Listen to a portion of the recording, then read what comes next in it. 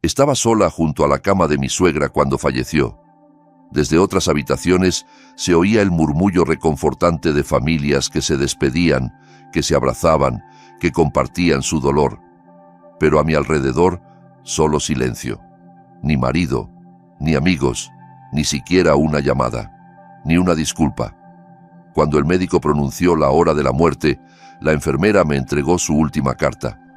Dentro había nombres, una llave y una sola instrucción que aún me da escalofríos. Buenos días, amigas, amigos.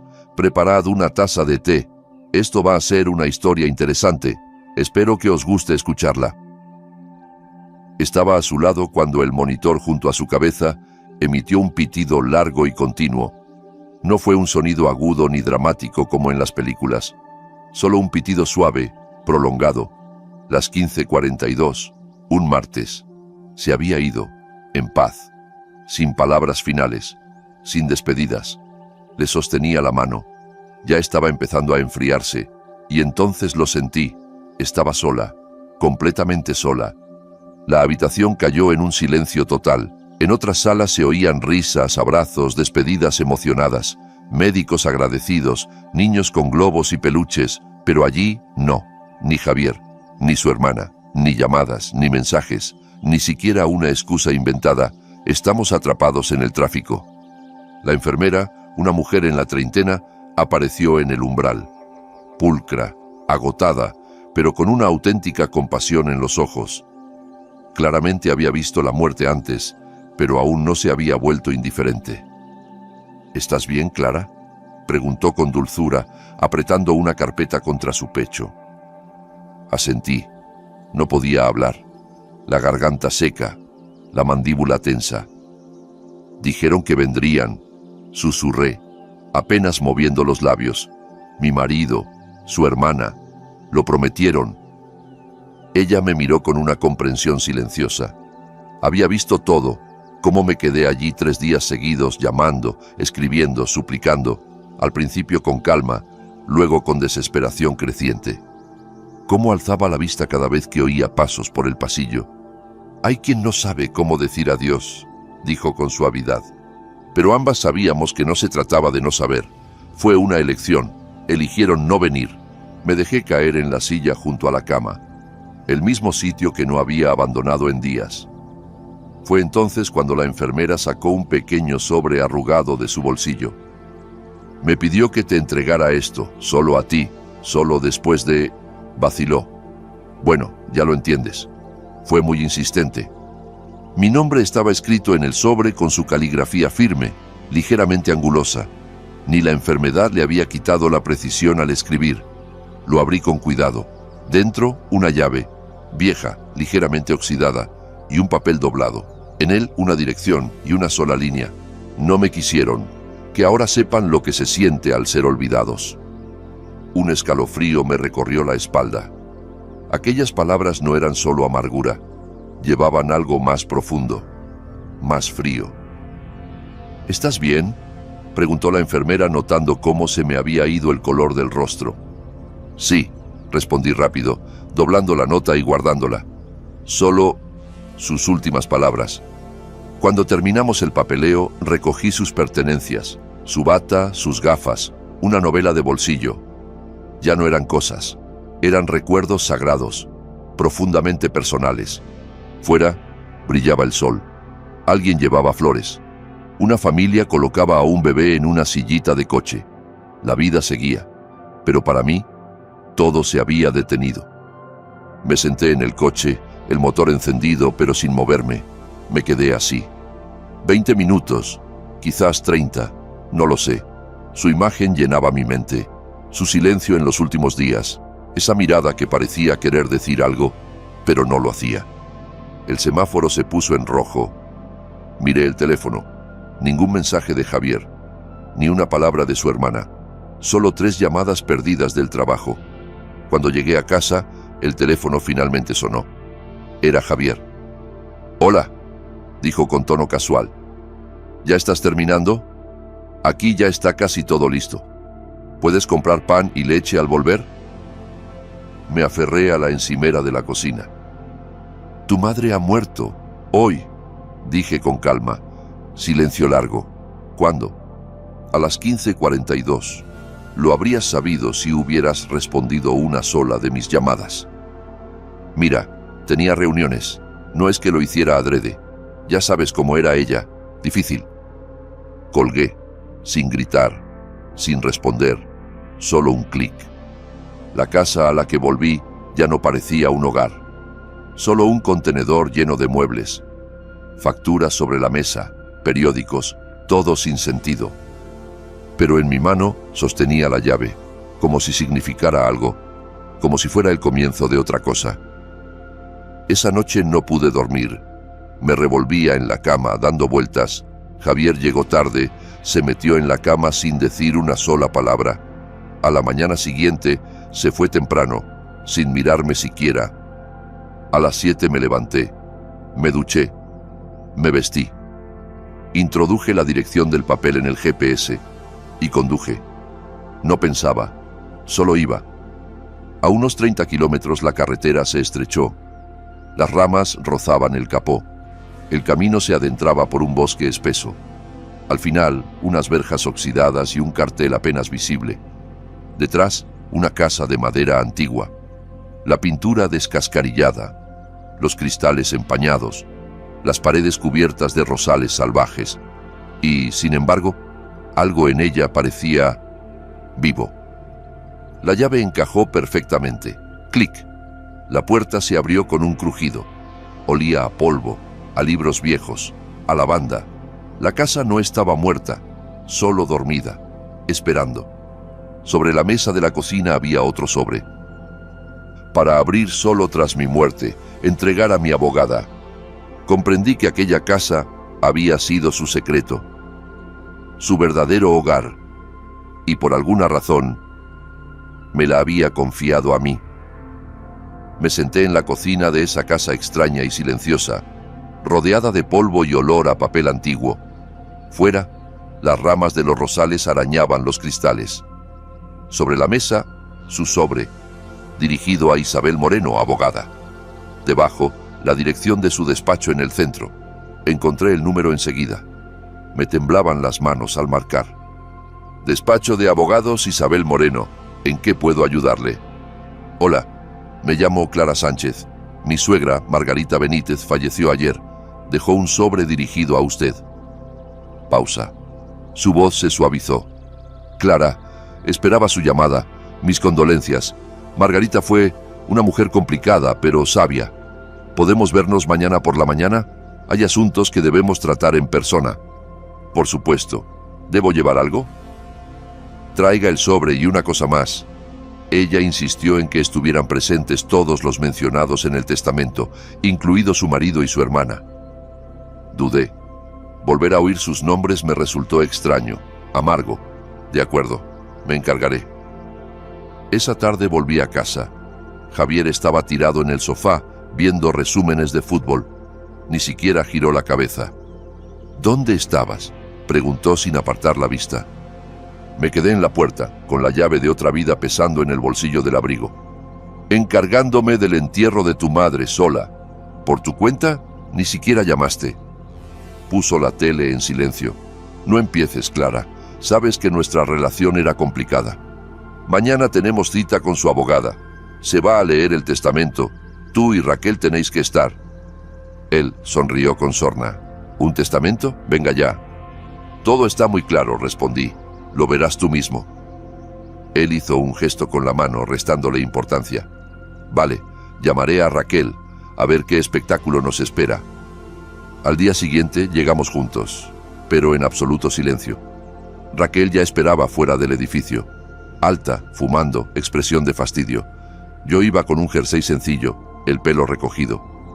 Me sentía como una extraña entre ellos. Ellos compartían sangre, pero no familia. Entramos al despacho, ordenado, con muebles de madera, montones de papeles, una orquídea en la ventana. Detrás del escritorio estaba Isabel Moreno en persona, seria, pero con una mirada bondadosa. Tomó el control de la sala de inmediato. 2 mujeres mayores ya estaban sentadas. Las reconocí, las amigas de Margarita. tía Gracia y tía Leonor. Las había visto en fotos antiguas. Gracias por venir, empezó la abogada. He trabajado con Margarita Benítez más de una década. Poco antes de su fallecimiento, actualizó su testamento. Todo lo aquí contenido está debidamente notariado. Javier bostezó. Raquel puso los ojos en blanco. Vamos al grano, murmuró. Isabel se ajustó las gafas y abrió la carpeta. A su hijo, Javier Benítez. Hizo una pausa. Le deja el perdón. Cito, no te mereces ni un céntimo, pero te perdono, no por ti, sino por mí. Silencio. Javier se inclinó hacia adelante. ¿Esto es una broma? Está todo correctamente registrado y firmado, respondió la abogada con serenidad. A su hija, Raquel Benítez, le deja su anillo de boda. Cito, una vez dijiste que lo querías, que te recuerde que las promesas están para cumplirse. Raquel se puso pálida. Apretó los labios. A sus amigas, Gracia López y Leonor Martínez, 300.000 euros cada una, y su gratitud por haberla cuidado en sus últimos meses. Las dos mujeres se miraron. Una de ellas se tapó la boca, visiblemente emocionada. Y a Clara Sánchez me miró directamente. Le deja todo lo demás, la casa de campo, todas las cuentas bancarias, seguros, bienes personales. El aire desapareció de la sala. Esto es absurdo, estalló Raquel. Apenas la conocía. ¿Quién es esta tal Clara? Soy su nuera, respondí con calma, y la única que se quedó. Javier se puso de pie de un salto. Vamos a impugnar esto, no estaba en su sano juicio. Isabel sacó otro documento. Margarita Benítez se sometió a una evaluación psiquiátrica una semana antes de modificar su testamento. Estaba completamente lúcida. Y además, añadió, dejó un vídeo explicando sus decisiones. Si es necesario, se presentará en el juzgado. Javier se dejó caer en su silla, en silencio. ¿Alguna pregunta?, preguntó la abogada. Ninguna. Entonces los demás pueden retirarse. Clara, quédate, por favor. Hay algo más. Cuando Javier y Raquel salieron dando portazos, Isabel sacó de un cajón otro sobre, envejecido, etiquetado con su letra Clara. Para Clara, leer tras la lectura del testamento. Me pidió que te lo entregara en persona, dijo. Dijo que lo entenderías. Mis manos temblaban al abrir la carta. Un solo párrafo. No perdones a nadie, que supliquen, que se arrastren, y tú guarda silencio, sonríe y da la espalda. Guardé la carta en el bolso. Isabel me miró con atención, con verdadera empatía. No te eligió solo como heredera, dijo. Te eligió como su última fuerza, su voz. Al salir, Javier estaba junto al coche, con los puños apretados. Raquel ya se había marchado. Me miró y luego apartó la vista.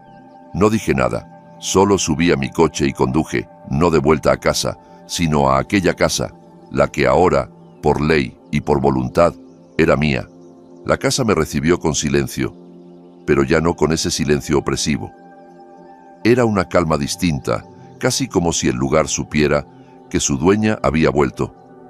No Margarita, sino aquella a quien ella eligió. Me cambié de ropa, encendí la chimenea, preparé una taza de té y subí al desván. Buscaba algo, fragmentos de su vida. Debajo de capas de polvo encontré una caja. Dentro, cartas antiguas atadas con lazos y cuadernos fechados. Sus diarios. Margarita había escrito durante años. Su caligrafía era firme, sus líneas ordenadas. Abrí el último cuaderno. Hoy se cumplen 7 años desde que murió Borja. Javier solo llama cuando necesita dinero. Raquel no me visita. Le avergüenza mi ropa. Pero Clara, ella se queda. No por compasión, sino por decencia. A medida que leía, una mujer distinta cobraba vida. No la suegra fría que yo creía conocer, sino alguien fuerte, perceptiva, desgastada por la soledad. Llegó la Navidad, nadie vino. Aún así puse 4 platos por costumbre. Sabía que cenaría sola, pero los puse igual. Las lágrimas brotaron solas. Tenía en mis manos su dolor, silencioso, persistente, acumulado durante años. Aquella noche dormí mal. Sentía rabia, compasión, respeto y algo de miedo, todo girando dentro de mí. Al amanecer, subí otra vez. Bajo la cama encontré otra caja. Dentro, cartas de Borja, su difunto esposo. Una en particular estaba muy gastada, el sobre marcado con tinta tenue. Para mi Margarita, si ya no estoy. La abrí. La tinta estaba desvaída, la escritura temblorosa pero inconfundible. Si estás leyendo esto, es que ya me he ido. Margarita, nuestros hijos se alejaron de nosotros, no de golpe, sino en 1000 pequeñas traiciones. No los premies por eso, por favor. Sé que dudarás, pero te ruego, deja tu corazón a quien se lo haya ganado, aunque no sean ellos. Lloré de nuevo, pero esta vez no solo de pena. Era comprensión. Su decisión no nació del rencor. Fue fruto de años de reflexión, un acto final de verdad. Y ahora yo formaba parte de ello. 2 días después Javier me llamó. Hola, ¿cómo lo llevas? Su voz, demasiado suave, forzada. Con mucho trabajo, hay mucho que hacer, respondí. Estaba pensando en que podríamos escaparnos un par de días, tú y yo. ¿Recuerdas los viejos tiempos? No dije nada. Hasta he preparado lasaña, tu favorita. No, dije simplemente. Esta noche me quedo aquí. ¿En la casa? Sí. Vale, bueno, piénsalo. Colgó. Me quedé de pie junto a la ventana mirando el camino vacío, y lo sentí. Algo dentro de mí había cambiado. Ya no era la misma. Pocos días después, recibí una notificación judicial. Javier y Raquel me demandaban. Alegaban que Margarita no estaba en pleno uso de sus facultades, que yo la había influenciado injustamente. Y de algún modo pude oír su voz desde el otro lado, soltando una risita. Ella lo había previsto. Llamé de inmediato a Isabel Moreno. Su voz era tranquila, firme. No te preocupes, estamos preparadas. Margarita era muy previsora. Tenemos todo, informes psiquiátricos y grabaciones. ¿Grabaciones?, pregunté. Ella las pidió expresamente. Grabaciones de sus pensamientos, conversaciones con ellos, todas con fecha y hora. 2 días después, nos sentamos en el despacho de Isabel y las escuchamos. La voz de Margarita era frágil pero clara. Raquel vino, primera vez en 6 meses. Se sentó, se quejó del trabajo. No soltó el móvil. Cuando le mencioné los resultados del TAC, dijo, tengo una reunión. Y se marchó. Ni terminó el té. Luego pidió los pendientes de mamá. Dijo, total, ya no los vas a necesitar mucho. Isabel pausó el audio. Hay docenas como esta, dijo. Y todas con su consentimiento firmado. Y por primera vez en semanas, sentí que el nudo en mi pecho se aflojaba. No estaba sola. Tenía la verdad. Y la voz de la mujer que todos abandonaron, excepto yo. El juicio fue en una sala pequeña, sofocante. Javier se sentó con gesto tenso al lado de su abogado, un hombre joven, ya medio calvo, que no dejaba de revolver papeles.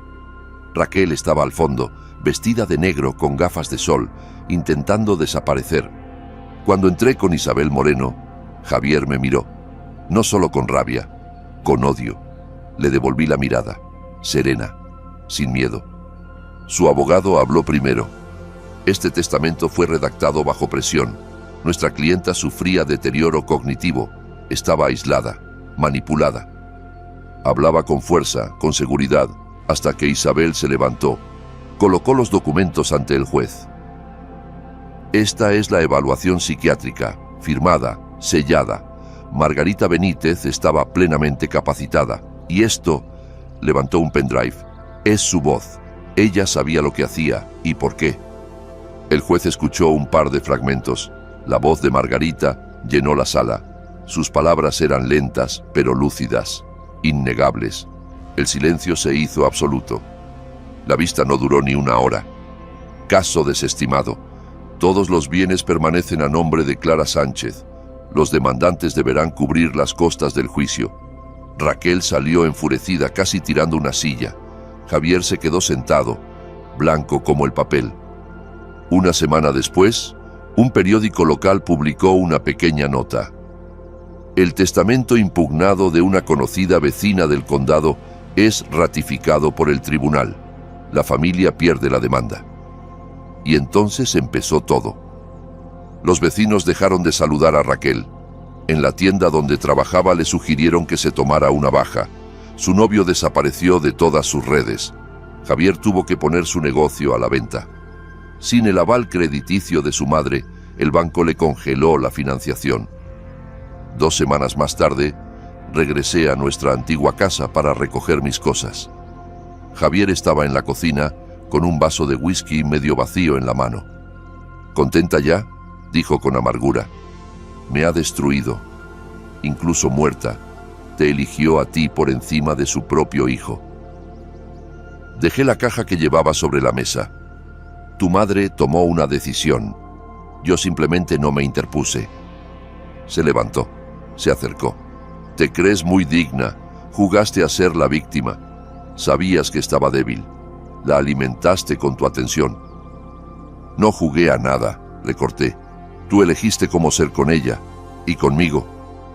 Subí las escaleras, recogí los últimos papeles y objetos personales. Al bajar dejé la llave de casa sobre la estantería. Viviré en la casa de Margarita. Ahora es mi hogar. Buena suerte, añadí, ya a medio camino por la puerta. Nuestros abogados estarán en contacto. Su rostro se torció con una expresión que no supe definir del todo. No entendía cómo había llegado a ser así, firme, serena, decidida. Pero no es que hubiera cambiado. Simplemente dejé de ser conveniente. La casa de Margarita, ahora mía, se convirtió en mi refugio. Cada tarde encendía luces que habían conocido solo polvo y abandono. Barría telarañas, fregaba baldosas antiguas, plantaba flores nuevas bajo las ventanas. Y cada día podía casi oír su voz, no juzgando, sino aprobando. Lo estás haciendo bien. Una tarde, mientras limpiaba el dormitorio de arriba, descubrí un baúl bajo la cama. De madera, con bisagras de hierro. Dentro, docenas de cartas. Sobres amarillentos atados con lazos. Una vida entera de correspondencia entre Margarita y Borja. Al leerlas, sentí que espiaba una historia de amor y de tragedia callada. Se han convertido en extraños, Margarita. No por un error, sino por 1000 pequeñas traiciones. No les dejes todo. No pagues la indiferencia con sacrificios. Que sepan qué fue lo que realmente importó. Y lo comprendí. Su testamento no fue un acto de venganza. Fue la consecuencia de años de abandono. Una decisión profundamente meditada. Un acto final de claridad. Pasó una semana. No llamé a Javier. Él tampoco a mí. Pero el lunes siguiente recibí una llamada de número oculto. Sin pensar contesté. Clara, soy Raquel. No llamo para discutir. Es que todo se desmorona. Me han despedido. Mi novio me ha dejado. ¿Puedes ayudarme, por favor? No, respondí con firmeza. ¿Por qué? Su voz sonaba desesperada. Tú no eres como ellos.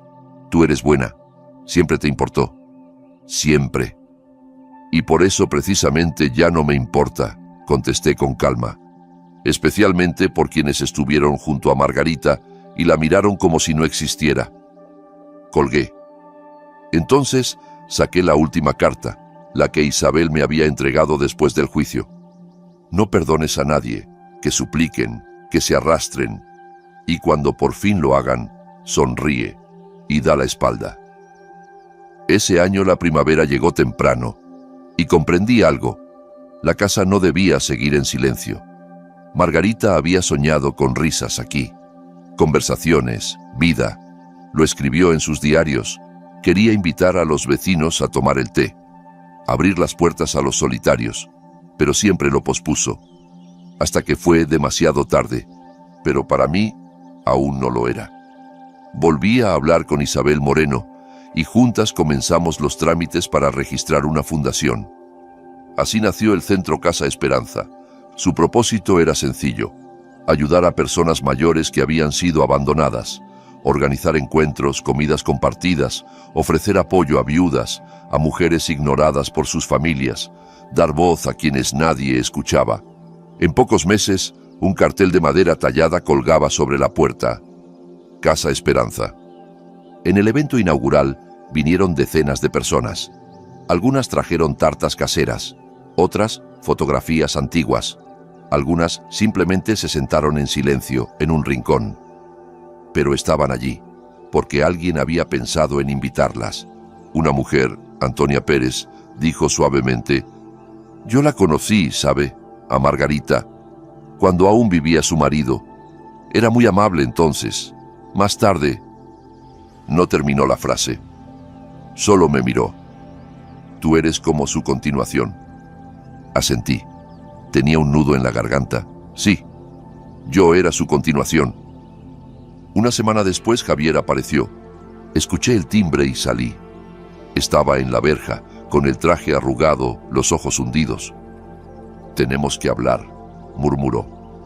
Salí por la verja y la cerré detrás de mí. No entraría, no aquí. «Estoy en un lío», dijo. «El banco me retira el crédito. El negocio se hunde. Solo necesito 5.000 euros, por un mes. Te los devuelvo». Lo miré y por primera vez lo vi de verdad. «¿Recuerdas lo que decías de tu madre?», pregunté. «Que nunca fue fácil, que no merecía más». «Y aún así, te quería», añadí. «A pesar de todo». «Lo sé», susurró. «Y ahora estás aquí, y yo no voy a salvar a quienes la hundieron». Me giré y volví a entrar. No miré atrás. Y como en una silenciosa aprobación, una vieja tabla del porche crujió bajo mis pasos. La voz de Margarita, muda pero presente, resonó tras de mí. Pasaron los meses. El centro Casa Esperanza encontró su ritmo. Cenas los miércoles para quienes se sentían solos. Tardes de juegos los viernes. Y los domingos. Día del silencio. Un espacio para simplemente estar, tomar té y compartir la presencia con otros que, como nosotros, ya no eran esperados en ningún sitio. Ya no me sentía vacía. De hecho, nunca me había sentido tan plena, tan viva. Un periódico local publicó un pequeño reportaje: «Una casa, cientos de historias, cómo una viuda trajo esperanza a los olvidados». Y una tarde, justo cuando empezaba a acostumbrarme a la paz, volvió a sonar el teléfono.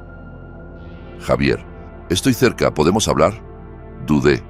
Luego respondí: «Ven al roble, detrás de la casa». Había un banco allí. Llegó, se sentó a mi lado, en silencio. Se le notaba distinto, más delgado, desgastado, el rostro envejecido. «¿Sabes?», empezó. «He intentado arreglar las cosas, cambiar. Incluso hablé con un cura, con una psicóloga. Depende de en qué creas, supongo. Pero todo me lleva de nuevo a ti, porque tú no te rendiste, y yo sí». No dije nada. «Monté otro negocio, con un socio. Fracasó. Nos estafaron. Ahora conduzco para una aplicación». «Buena suerte», respondí sin emoción. Se volvió hacia mí. «Has cambiado. Estás más dura». «No, Javier», dije. «Simplemente dejé de ser fácil de pisar». Suspiró. «Dime una cosa, entonces. ¿Me has perdonado?». Lo miré a los ojos, serenamente. «¿Alguna vez lo has pedido?». No respondió. Solo se levantó y se fue. Y supe, sin duda alguna, que no volvería. Más tarde, supe de Raquel a través de alguien que conocíamos en común. Trabajaba turnos de noche en una cafetería 24 horas. Se mantenía al margen. No hablaba con nadie. Comía sola, la vista clavada en la pantalla del móvil. No sentí lástima, ni tampoco satisfacción. Simplemente la solté. Ese otoño se cumplió un año desde la muerte de Margarita. Organizamos una noche de recuerdo en Casa Esperanza. Colgamos su foto, la que salía riendo, de la mano de Borja. Todos encendimos una vela. Yo dije unas palabras. Cuando llegué por primera vez a esta casa, estaba llena de silencio. Ahora está llena de vida. Margarita soñaba con esto, creía en la bondad, pero por encima de todo, nos dejó fortaleza. La fortaleza de elegir a quienes nos eligen y de soltar a quienes se fueron hace tiempo, pero aún viven en nuestra cabeza.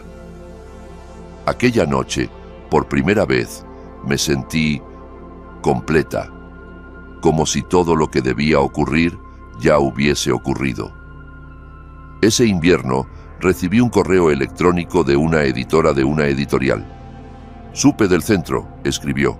Su historia es poderosa. ¿Consideraría escribir un libro? Y lo hice.